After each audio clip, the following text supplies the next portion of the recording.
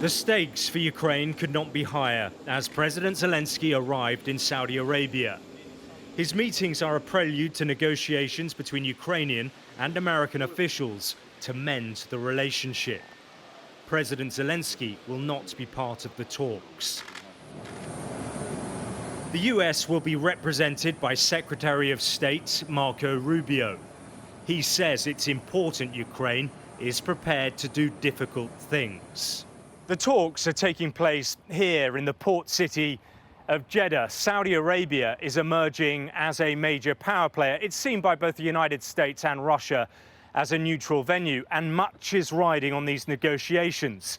The ambition from the delegations is that by the time they conclude, they hope that they will at least have the shape of what a ceasefire deal will look like.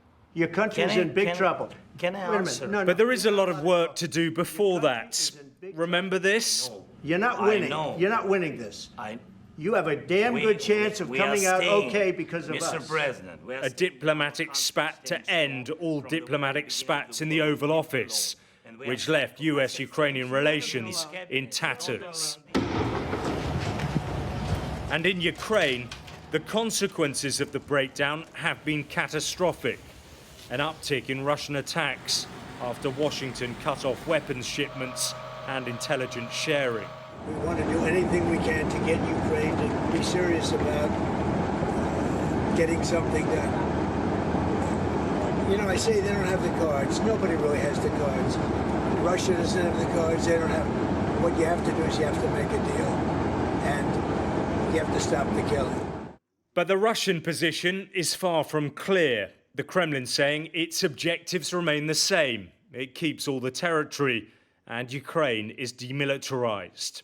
An awful lot of the evidence, including the language about this is Ukraine's fault, they started the war, which is demonstrably a lie, that kind of thing does not suggest to me brilliant deal-making. That suggests to me that America has sadly begun to take sides with Vladimir Putin rather than with the democratic elected government in Ukraine. This meeting in Jeddah will be watched closely by the Russians. But if Ukraine's position is weakened further, there may be no incentive for the Kremlin to make compromises and end its war. Alex Rossi, Sky News, Saudi Arabia.